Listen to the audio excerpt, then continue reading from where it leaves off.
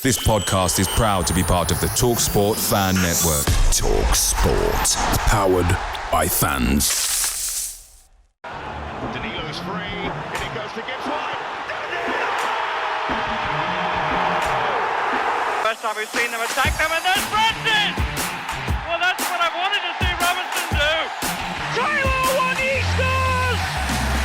And the City ground goes ballistic! Here's Bob Williams. He's through here! And in the end, Forrest will say it doesn't matter how you play as long as you win it. Yeah!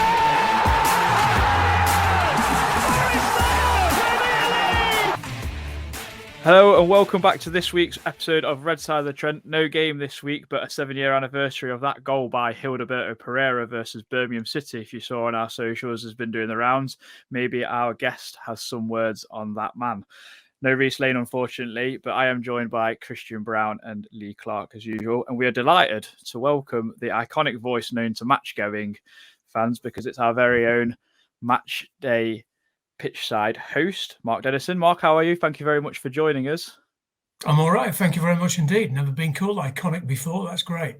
Of course you're iconic. You're part of the furniture, I think, at Forest. But before we do talk about Forest, could you give our listeners a brief background on yourself and how you came to Nottingham as your home? Because I do believe you're from the north, aren't you? From Manchester way, I think. Yeah. Well, so I was born in Manchester, and then I went to school in the northeast, which is actually where I am now, because I'm staying at my parents'. My mum's had an op, so I've come up to help with her and Dad for a few days. And I went to Nottingham Trent Uni. Got into radio, I suppose, properly there.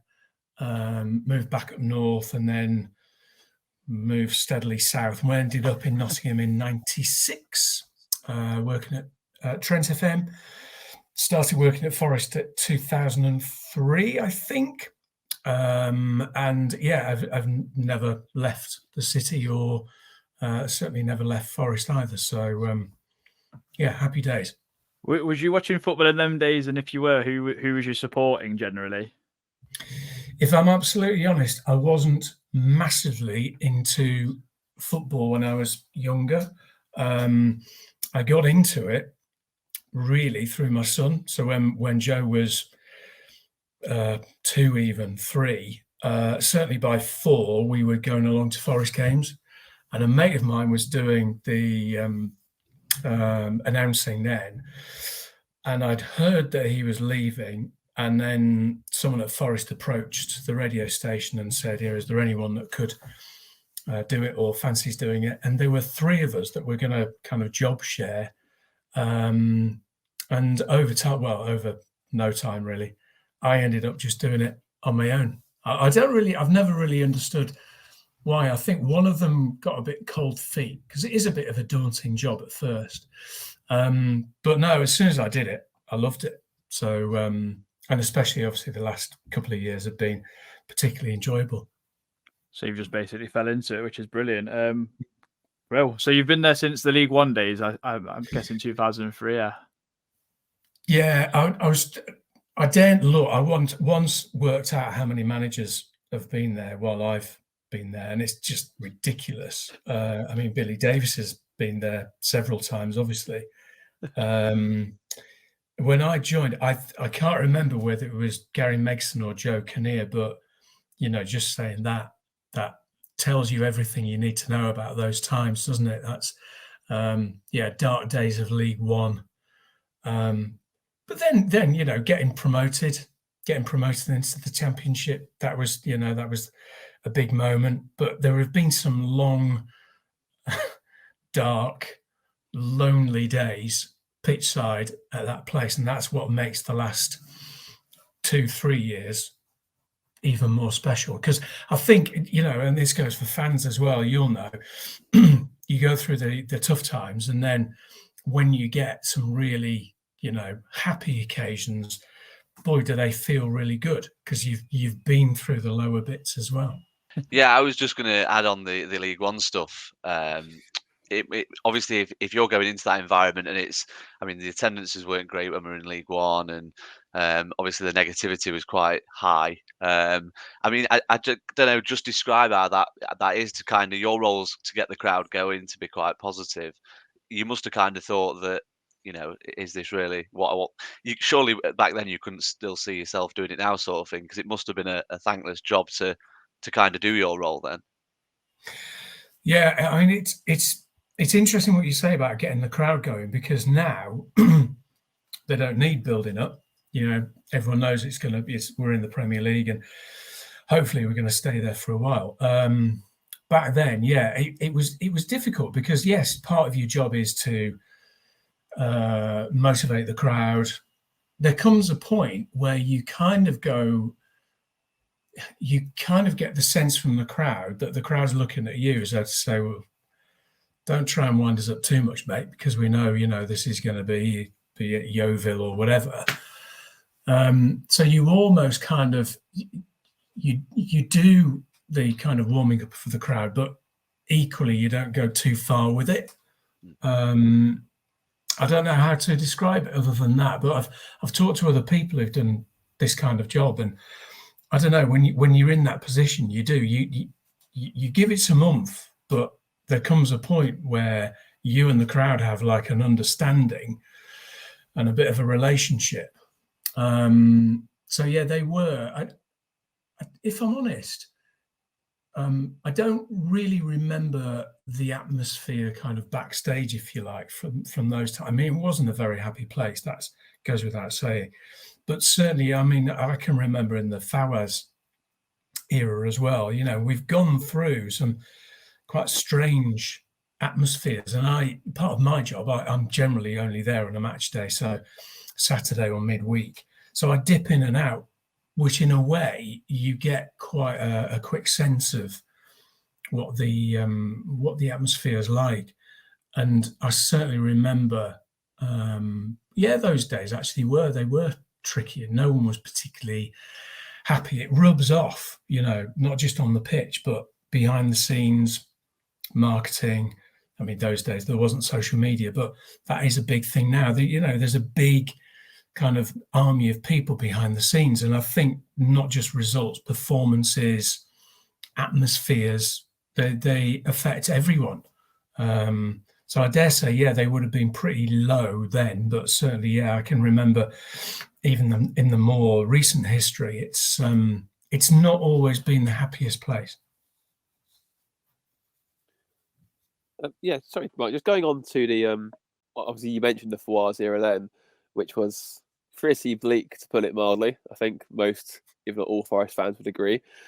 How do you? I mean, I guess it's sort of like obviously might have been similar to deja vu, really, in the sense that going back to that sort of League One era. But when you've got the fans outwardly protesting at games, and it's like beyond critical, you've got the Nottingham Post have ran a front page telling him to get out of the club. You've got fans not coming, full stop, because they're refusing to put money into his pocket.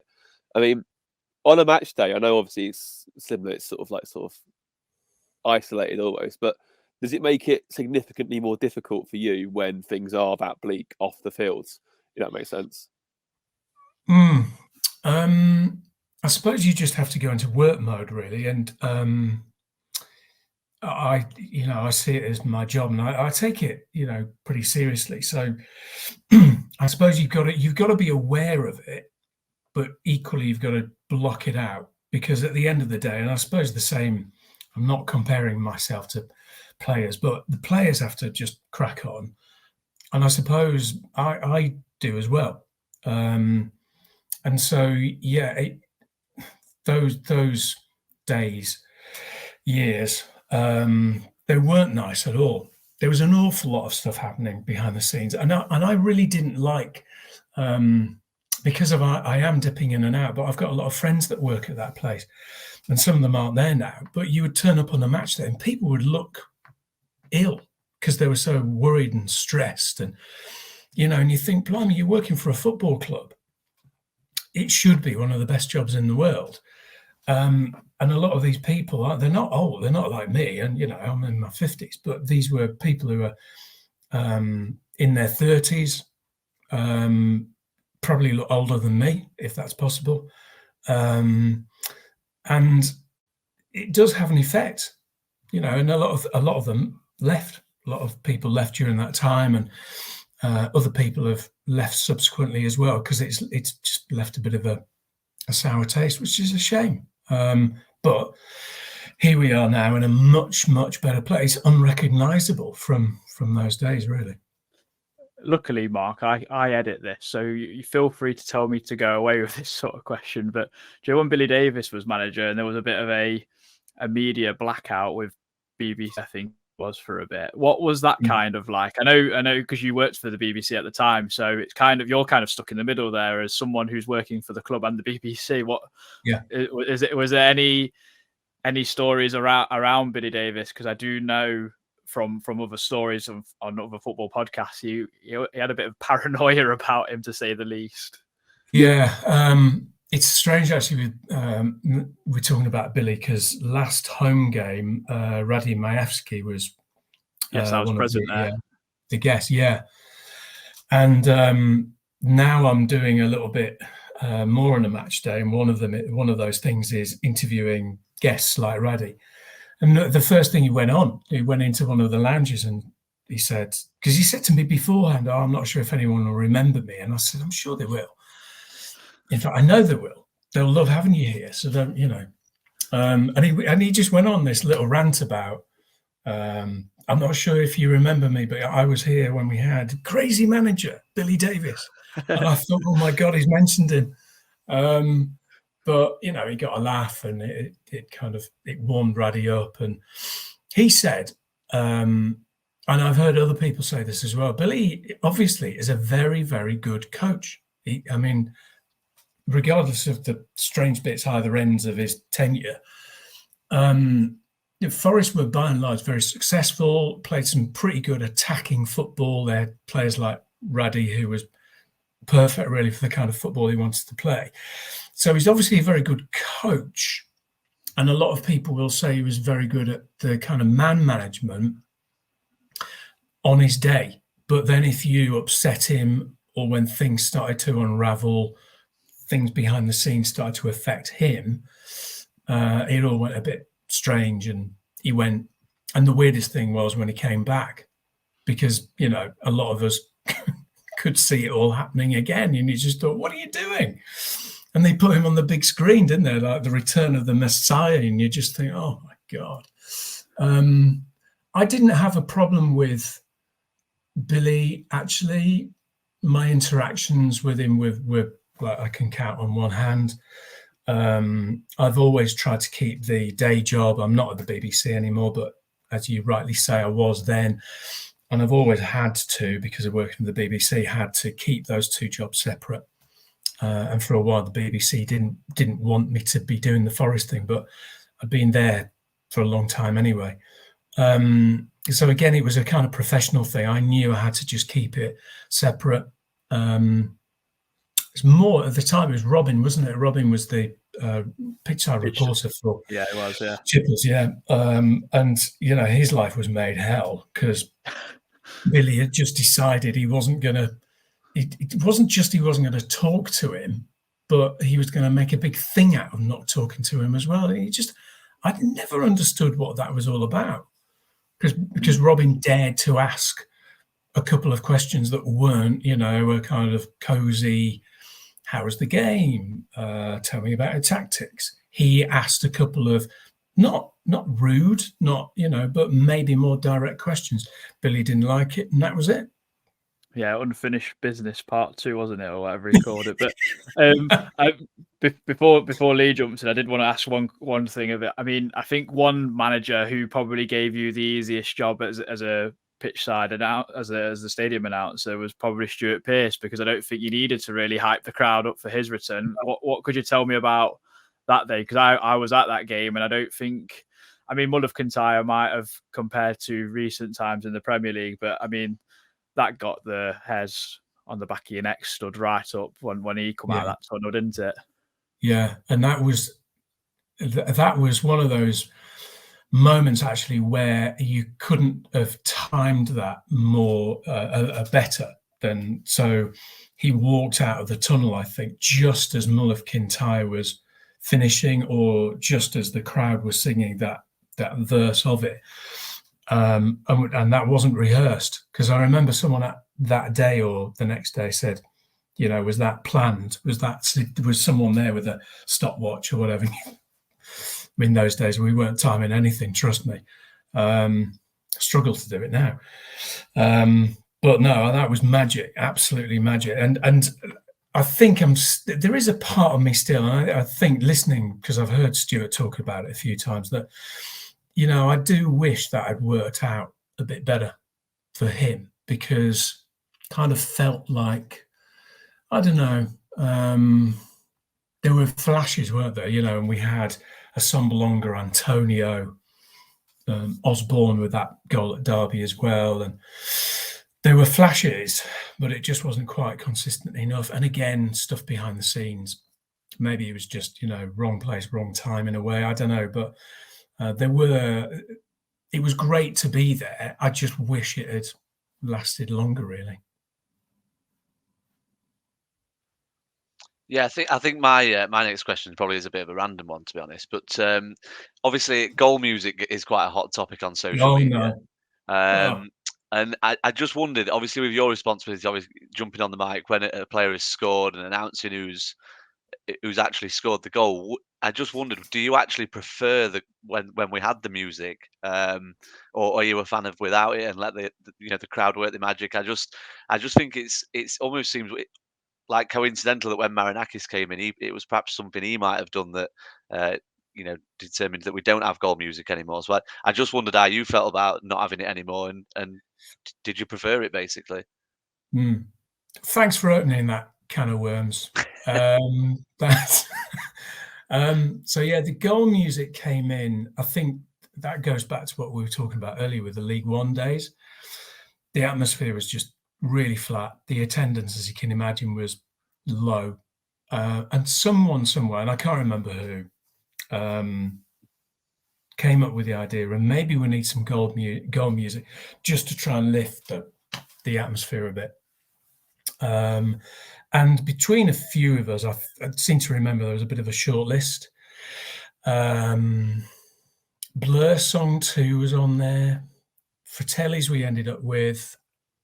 There were probably some of the other usual suspects as well. Anyway, we went with Fratelli's. And if I'm honest, the goal music probably outstayed its welcome for me. I think it is a contentious one. And I always remember this was during one of Billy's times, and when he had his assistant called Jim someone.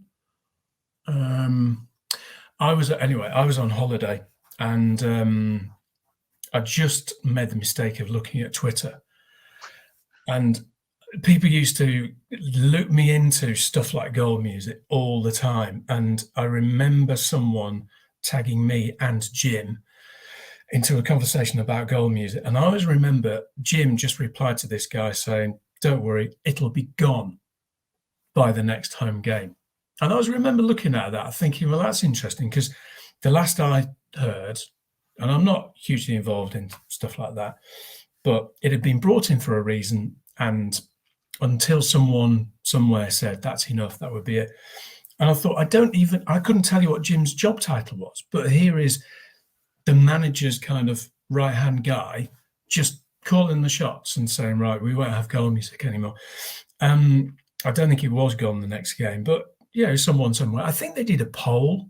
I think they did an online poll, and it was really close. But they got rid of it. And like so, I think it was the right thing. I do prefer it it doesn't need it when the stadium's full. We don't need that kind of thing.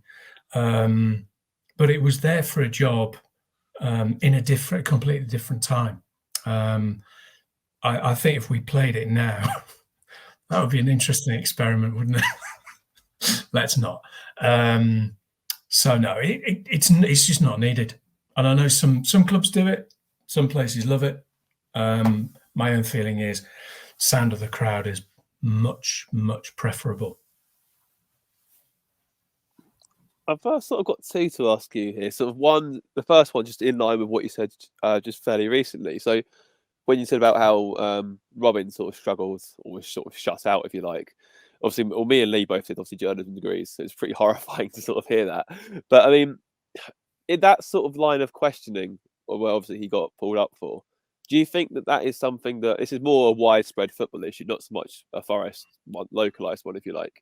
But do you think there are maybe journalists who are sort of apprehensive about asking questions of a spiky nature for fear of reprimand like that, where they just get shut out and turned away, if you like? I've only ever heard of it at one other club. That's fairly recently, but yeah, it is a bit of a worry that I do know that with the Robin thing, the BBC, these contracts, part of the contract it is to do with post-match interviews. So it's not just, you can't just unilaterally say, I'm not going to do that anymore.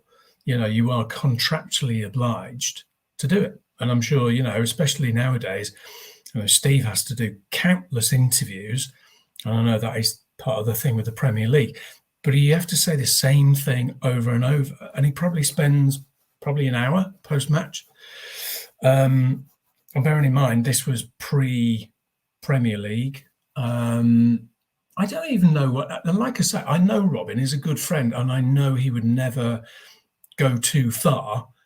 And he wasn't out to cause offence. He wasn't out to cause headlines. It was a perfectly reasonable question about something to do with the game, something to do with the club. I don't know. But Billy took exception to it. And I think it is a bit of a worry. And I suppose these days, because of these contracts, you could end up in a situation where, I don't know, broadcaster says, well, you've broken your contract, and then you end up in some kind of tussle. And that would be a shame, because I think, like a lot of things, a lot of this is built on goodwill anyway. So, just because it says in a contract you're going to do an interview, you build up these relationships, and people like Robin and Colin now and David Jackson work really hard at building those relationships. And certainly now you can hear it between Colin and Steve. They've got a wonderful relationship. Steve trusts Colin. Colin can ask some questions about tactics, and Steve's the kind of, because he's intelligent and he knows the game, literally, will answer questions, that might be about tactics. Why do you leave it till 60 minutes to 80 minutes to make a change? You can ask that. So it is a bit of a worry, but I've only heard of one other example, like I say. So hopefully it's not going to be a common thing. Yeah, fingers crossed. I mean, ultimately, I think from a fan's perspective, you sort of want these questions to be asked. You sort of want, especially after defeat, for example. I mean, let's say if Forest, like, God forbid, lose to Luton next week, and it's a horror show, you would want, as a fan, like, kind of sort of say, what happens, what went wrong. So yeah, it'll be a pretty sad day if we get to a point where those questions aren't really tolerated. But going back to obviously your sort of stint at Forest, if you like, obviously after the gold music era, if you like, we had we had either the Greeks came in, so we had Karanka, we had O'Neill. I imagine O'Neill's return was somewhat similar-ish to Pearce's, although that didn't really last very long because of what we were seeing on the pitch. That's another matter.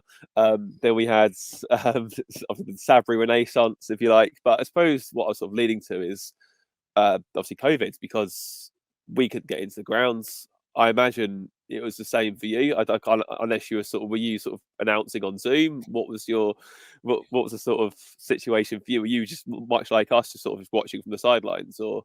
Yeah, I didn't go in. It was weird. I did one thing where I did some, like, announcing the team for similar kind of thing to what you guys are doing at one of these podcasts on Zoom. And it was the most surreal thing, like in my spare room, like announcing the team. Just my wife downstairs thinking, what the hell is he doing? Yeah, COVID was weird in so many ways, but I just didn't go in.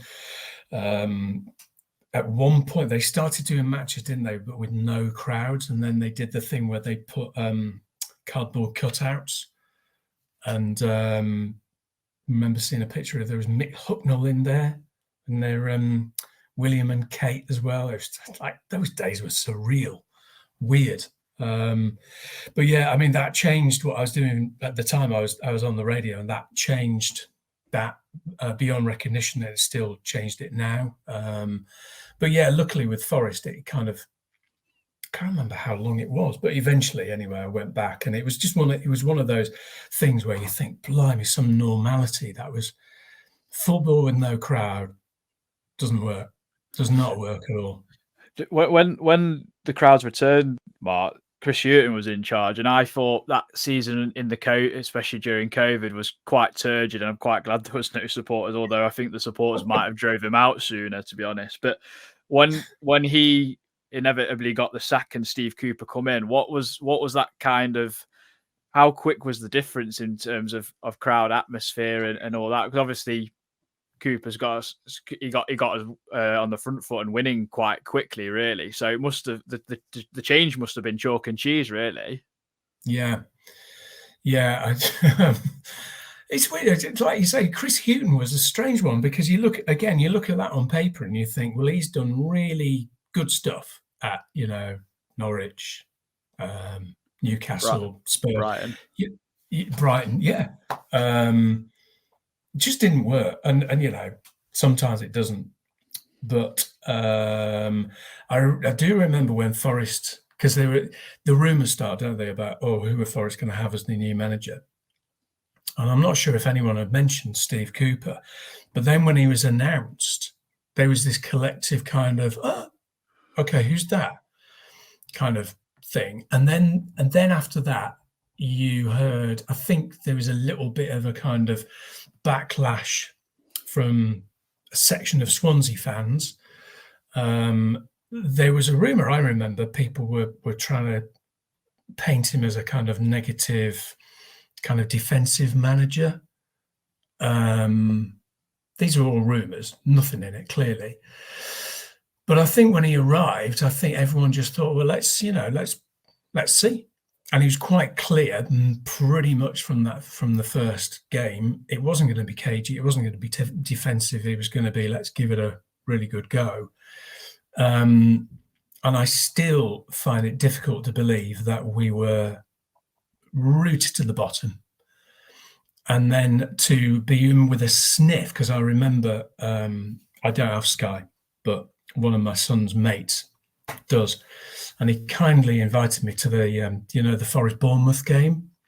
And we were still in with a chance. Had we won that, we would have been automatic.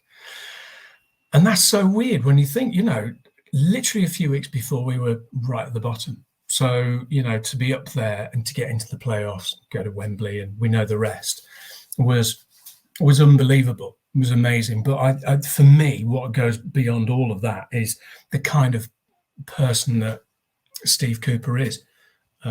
He's obviously a brilliant manager, but as a man, as a human, and understanding that club and understanding the city, well, I don't think we've had anyone like him, not in my lifetime. So yeah, I think we're in a very fortunate position. I've also got a bit of a random one, because I noticed this when I started going during that season a lot more. You stopped announcing the other team's lineup. Was that kind of your kind of housery, or was that a choice made by the club? Because I really quite like that. To be honest, I thought it was quite funny. I can't take any credit for that. I won't say who it was, but it was a decision by the club. Okay. So. Yeah, I must admit, when it first came about, I thought, I don't know, is that a bit disrespectful in a way? But I went with it. They asked for it to be done, and fine. And now I just don't think about it. We announced them at 2:30ish, but beyond that, no, we don't at kickoff. And I agree with you. Now I've got used to it, and I like housery. It's good, that. I think just staying on that promotion season, I mean, it's something that we've asked other guests that we've had on this podcast. Was there one particular game certainly on home soil, where you actually thought, this team could get promoted this season? If I'm absolutely, I've got a rubbish memory for specific games. Actually, I do. When we played Swansea, I think we played them away, and then we beat them like 5-1. I think it was 4-1 away. I think 4-1 something. Yeah. Well, that to me, that addressed the whole thing of, is he defensive? No. And when you think as well, so that was one key game. But when you think in that team and in that season, the attacking ability that we had, Lewis Grabban was on fire. Brennan was coming really good. We had Lolly as well to bring on. So attacking wise, it was just a joy to watch. So I don't know, you could kind of feel something in the air as the season went on, but I didn't dare. I'm getting more and more superstitious the older I get, and I didn't dare think that we might do it.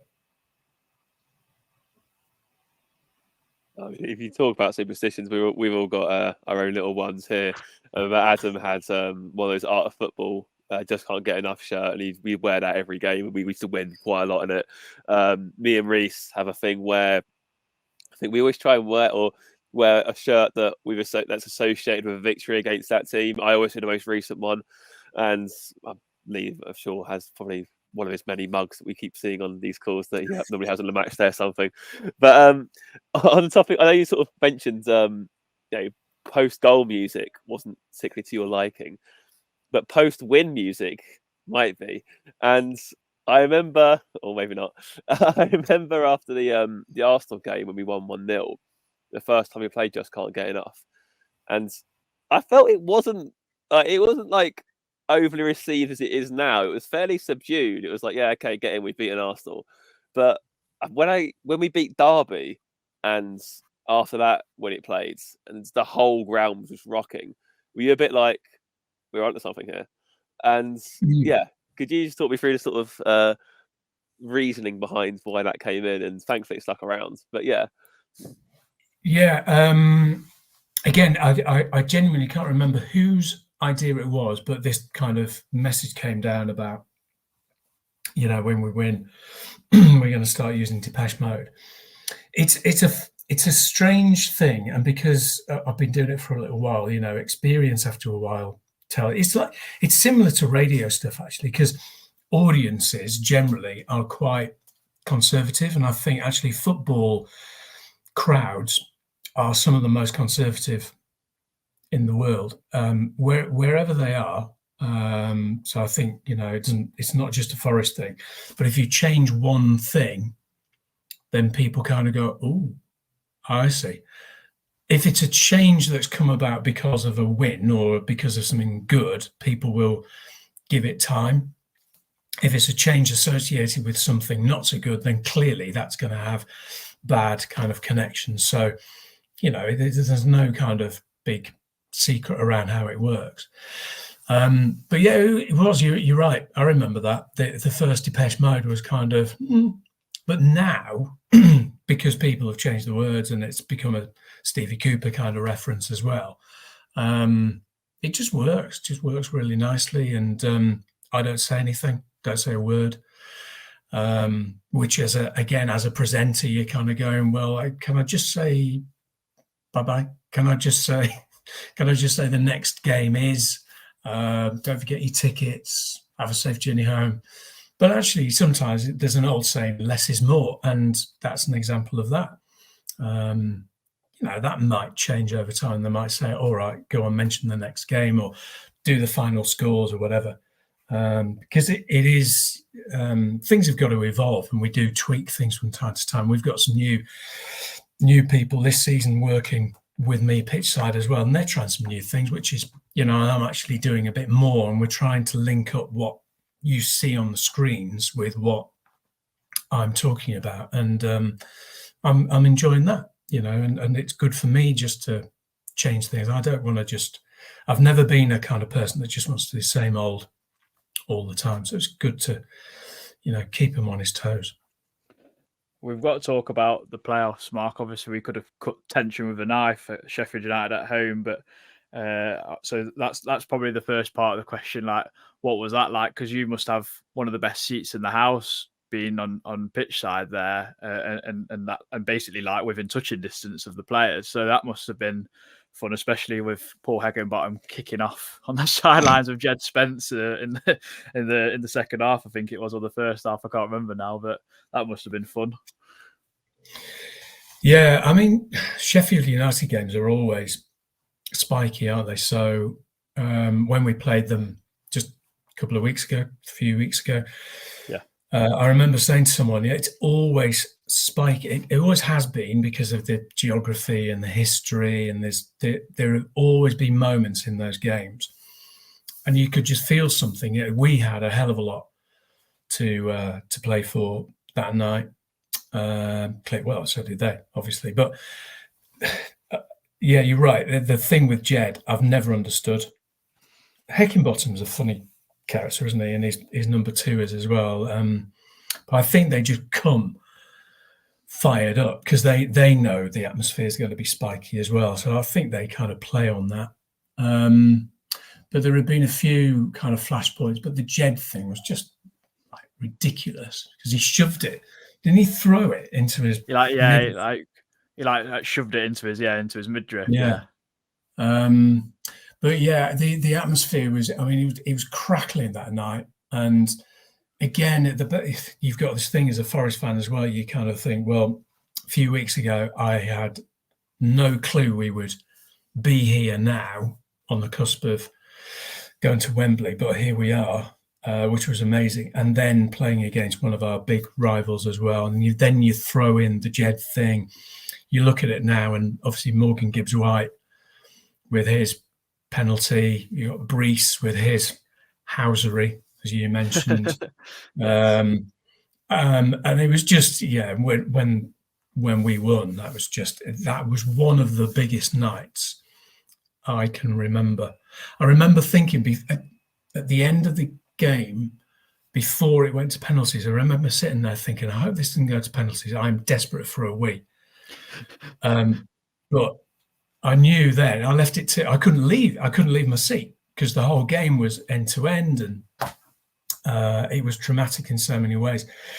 So there I was, just urging them, A, to win, and B, hurry up, because I really need a wee.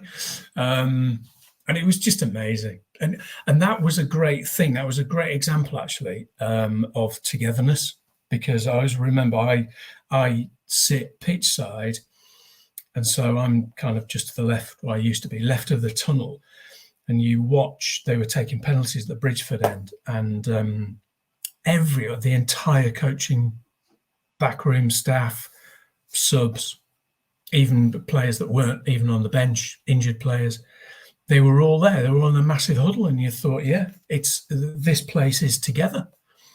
And Steve's done that. Well, I hope the pitch invasion didn't stop you from going to the toilet. But I just wanted to ask you about Wembley. How close was you saying the world famous City ground at Wembley? Because I remember you saying this, you're the crowd and this is our city or something. And I think you said this is the world famous. And then I think you kind of like took a bit of a moment. Wembley, and I was like, I wasn't sure if that was nearly a slip of the tongue there. No, I'm way too professional for that, Adam. I don't do that kind of thing. I don't make mistakes.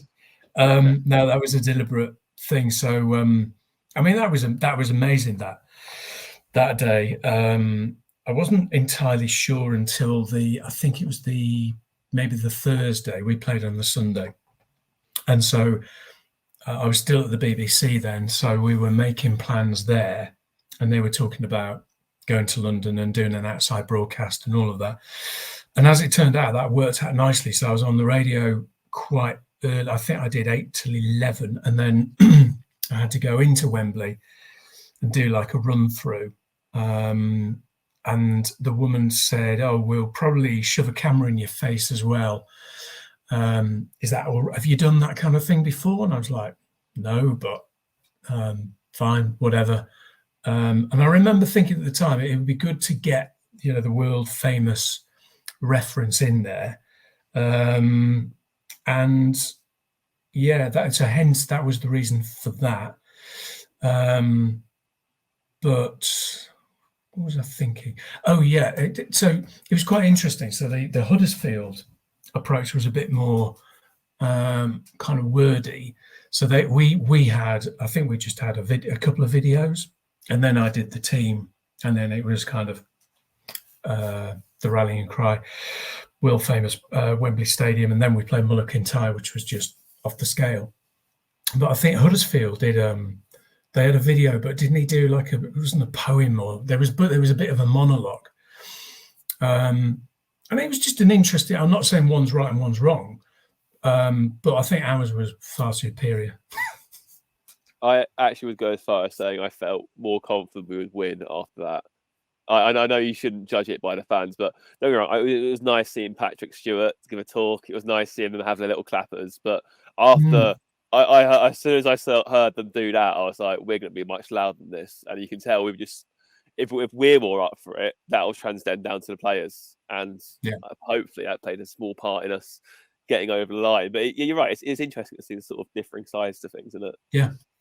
Yeah, I mean, one thing there, I mean, the Huddersfield announcer wasn't there for the run through.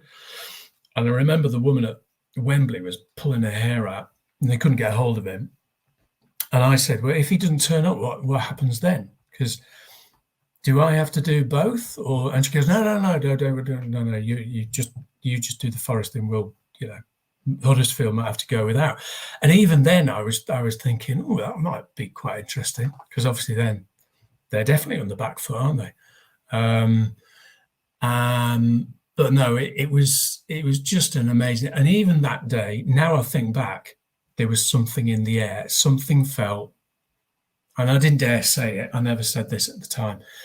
Something felt pretty good, and I didn't feel nervous really before that game. So it just, there's something that was telling me that he was going to be all right.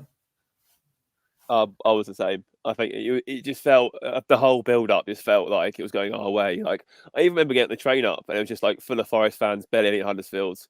It was like, okay. It was just little small things like that. Like, I mean, another one of superstitions, if I'm ever in the main stand, which is quite rare these days, because obviously all Lower Bridgeford got moved over. So I go up at Bridgeford now. But I always used to go through turnstile number 7. And at Wembley, our turnstile for my block was number 7. And I was like, well. And you sort of see all these things like lined up like that. And it's sort of like, the only time I actually felt nervous in that game was probably the last 5 minutes, honestly. Like, I just felt like we've got this in the bag. Like, and then you see it and you're like shanking, everyone was celebrating clearances and we were on our knees just begging for the full-time whistle. That was when I felt nervous. But you're right. It did feel there was something like it aligned in our favour. Yeah.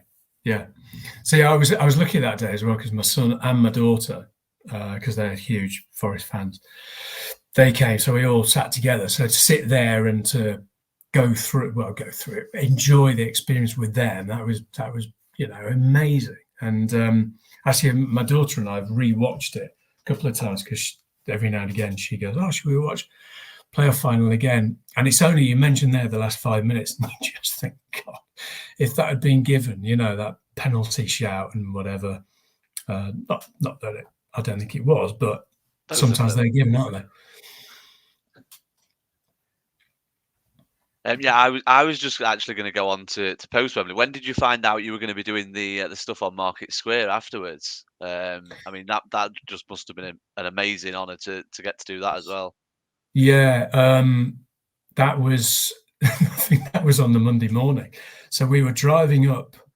We drove back. It took forever because obviously, as Christian mentioned, I think London was like 90% Forest fans. So getting up the M1 was.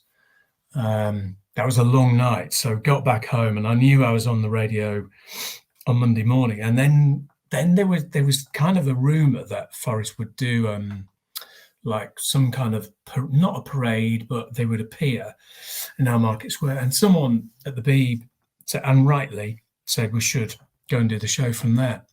But that's where working for both places works really nicely. So initially, we were just going to do the radio show from Slab Square, and then I bumped into someone that works at Forest, and he said, "Well, come up on the balcony."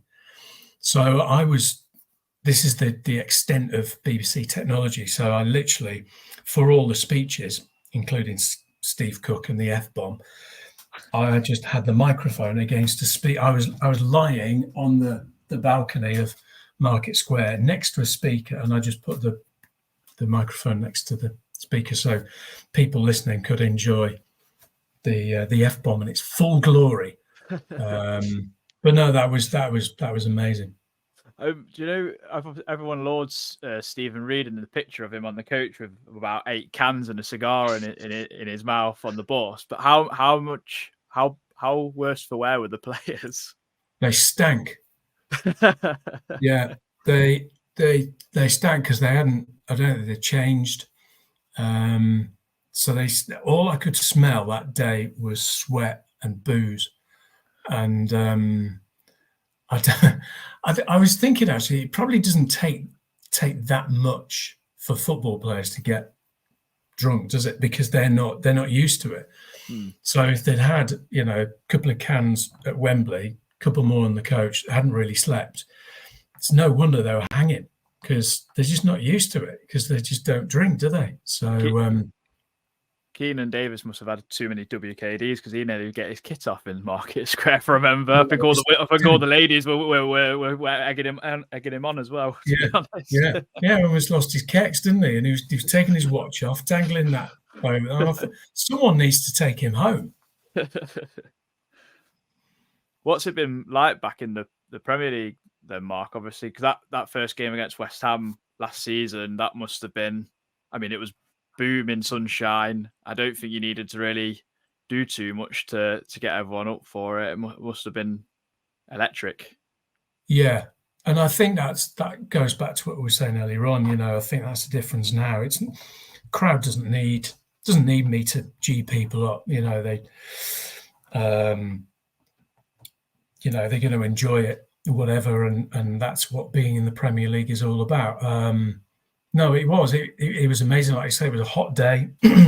I think it's interesting looking back, because last season, as far as what we do, and maybe other bits of it as well, you kind of winging it, because no one knows. It's been so long since Forest were in the Premier League, and the Premier League is a different thing to what it was in the 90s.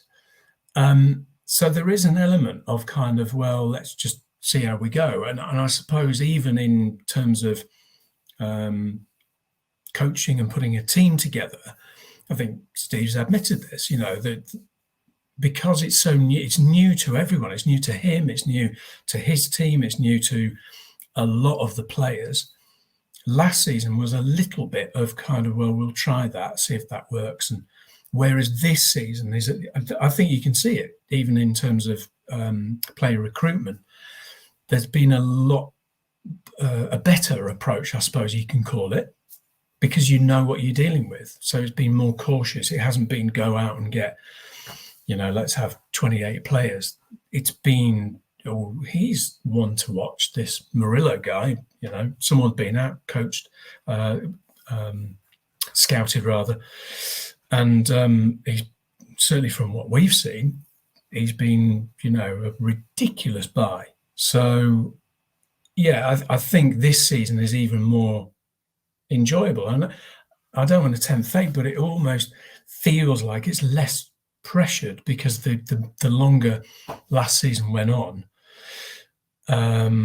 we were always bound to be towards the bottom end of the table. I don't think anyone in their right mind thought we were going to be challenging for Europe, really. But there was a point towards the end of the season where I began to worry a bit that home form was beginning to be a bit of a kind of noose around the neck instead of something more positive, because away results were so bad. We were relying just on home, and there's only so much you can rely on that. Surely you're not going to win against Arsenal at home, are you? Well, turns out we did, but it was nervy. Whereas I don't know, I've got a better feel about it this season. Definitely, it does certainly seem that we do have more of a grip on what we're doing, which is quite nice. I think. But I mean, I'm guessing. You mentioned earlier about obviously how Colin's relationship with Steve, and I'm guessing is it sort of like where on the one hand, because I know obviously there were various points last season where he could have been sacked ultimately, and thankfully he wasn't, because the alternatives were pretty bleak and almost certainly would have resulted in us doing this, saying, "Can we get promoted again?" But it must have been weird for you, as obviously with that relationship in hand, knowing that you don't want someone that you trust to get the sack, but you've still got to be professional at the same time. So I'm guessing, obviously, as we saw on social media, and probably played a big part in keeping Cooper there, really, was that the fans were, I'd say, 99% behind Cooper regardless. There was a few dissenting voices, but not to the point where it was like, this is a problem. How did you sort of feel from a professional standpoint? Did you think that, was there a risk in your eyes? Did you think that this could be quite concerning? What did you think? Yeah, I remember.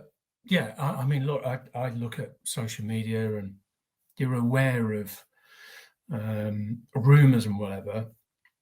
I certainly didn't get any of that sense within the club itself. But I saw all those rumours, and my opinion was always last season that even if we were relegated, we should have stayed with Steve anyway, because I just think he's such a good fit for Forest and the city, and he's proven that, not just getting us promoted, but the kind of person he is, how he talks, how he reacts to things. After the triple murders earlier this year, he was instrumental in how Forest reacted and how they could be a bit of a kind of vehicle for the healing process. So that's just one example.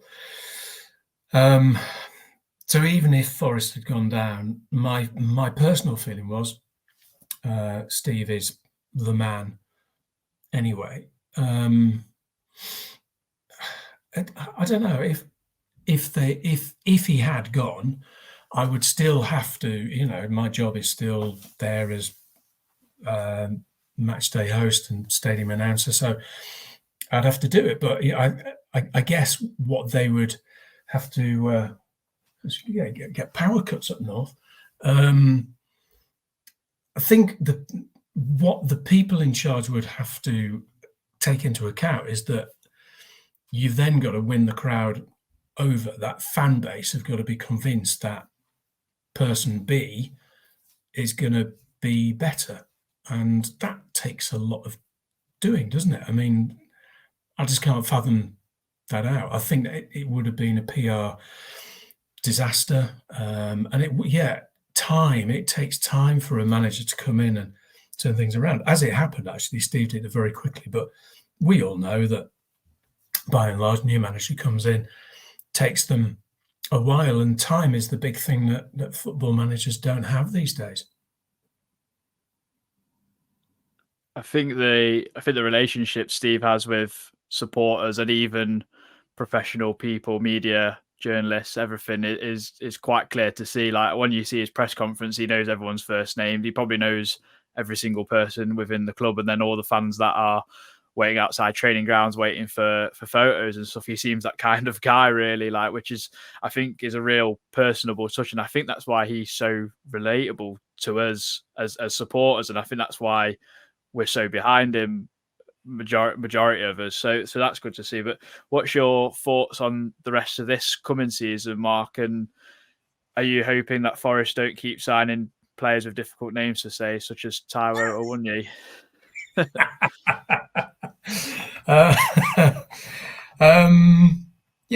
My feeling is that I would like to see Forest just. I mean, now we've stayed in. The first thing is get promoted. Second thing is stay where you are. And for me now, it's to become a consistent Premier League club. So yes, survive again, but try and push on a little bit more. I'm not one of these people that, don't get me wrong, I would love to see Forest in Europe. I'm not saying I don't want to see that, but I don't necessarily need to see it this season. I would be perfectly happy with a slight improvement on last season. So if it's 13th or 14th, great. And then next season, go for 11th or 12th, great. And then a bit more and a bit more. If you look at, I've mentioned this before, but I think Brighton are a good example of a team that did this. They got promoted and they just had a steady growth, slow and steady. And then look at them now. So I think that's probably not a bad aspiration to have, personally. Yeah, I tend to agree with that. I think we've said on this podcast before, it seems to be with Forest fans, we win a couple of games or stay unbeaten for a month, and then everyone's dreaming of some random Faroe Islands team in the Conference League. I think my final question for you, Mark, really is just more from it. It's a little bit off-piste, I guess, but I just wondered what your kind of match day routine looks like. I mean, is there anything in particular that you do before you head to the ground and that sort of stuff? Obviously, I'm always quite intrigued by, again, I know your role's slightly different, but when commentators share all the hours of research they do before they go on air and that sort of stuff, I just kind of was really intrigued by what your match day routine looks like when we're at home. Well, one thing I'd say with that is that so far this season, we haven't had a single Saturday 3:00. In fact, the next one is Luton, isn't it? Which is our first Saturday 3:00. And that, at the risk of sounding like an old football fart, I don't mind a bit of variety, but honestly, it's been Friday nights, Sunday afternoons, everything apart from Saturday. So my routine, I still haven't worked out, because my drive to the ground is easily 35 minutes, and I've got to work out my route, and I've got to work out where I need to be. I'm also now parking the club. I used to park at the cricket club, and now I'm parking at the rugby club, which adds a bit more on, so you need to get there a bit earlier.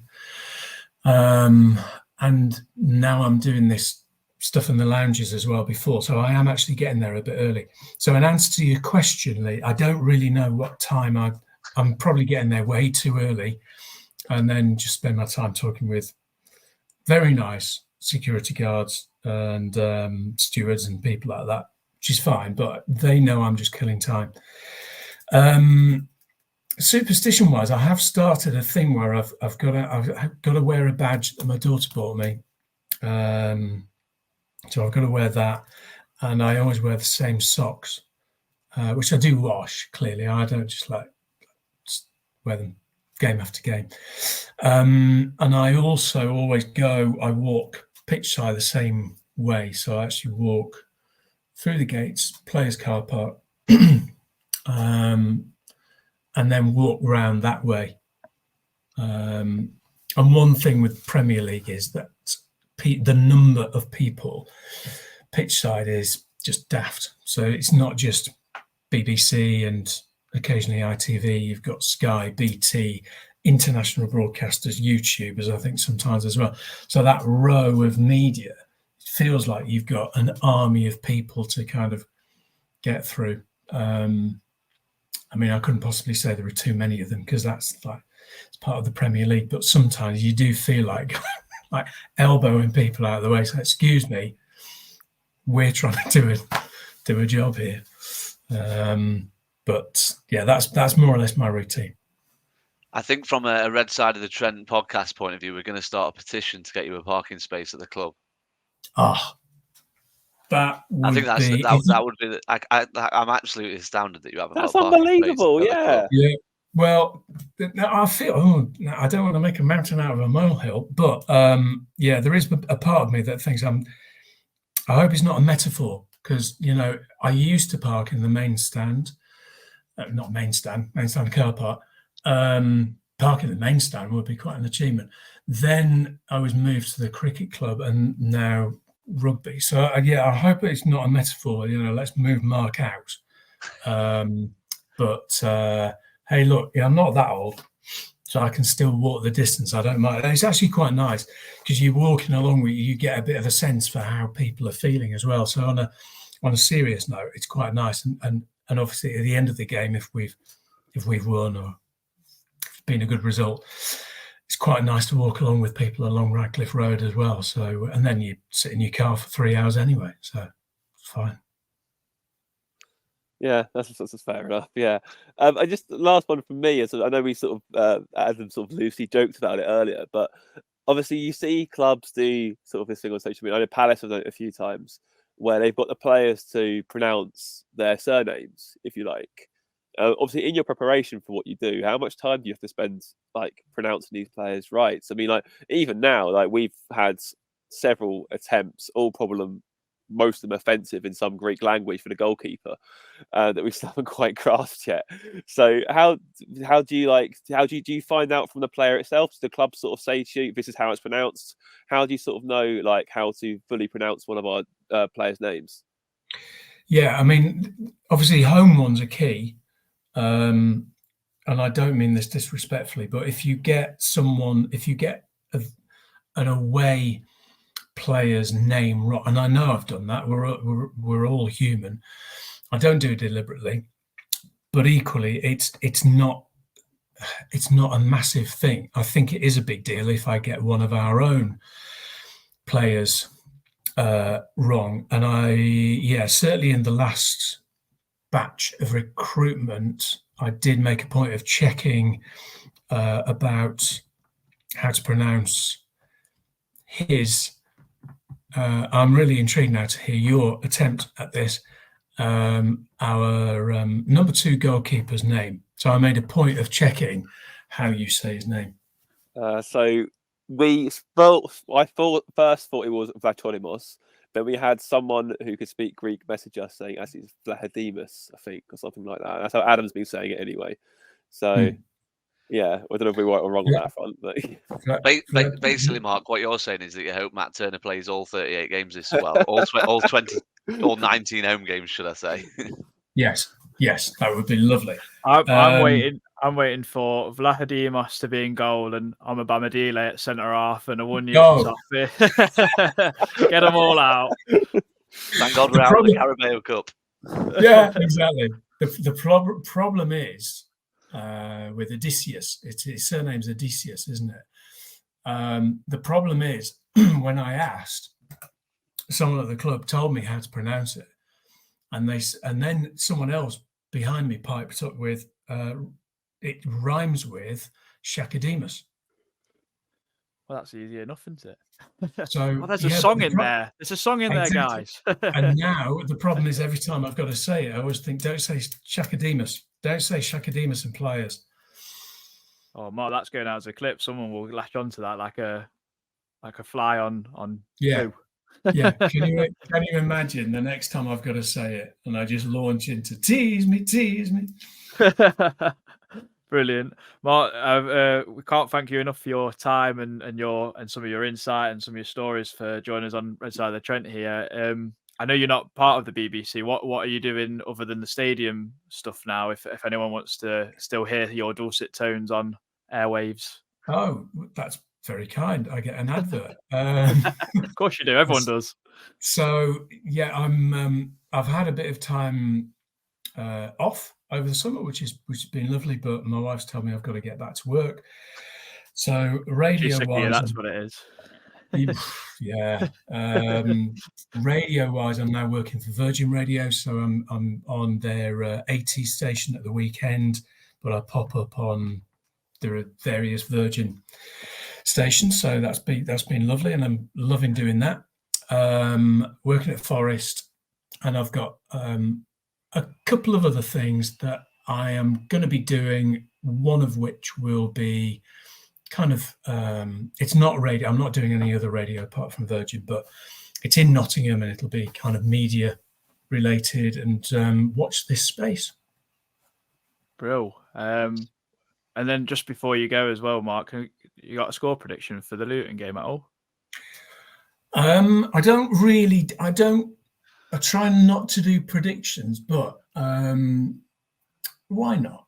I mean, I would like to think without what I don't like is when people go, "Oh, it's a must-win game" and all of that.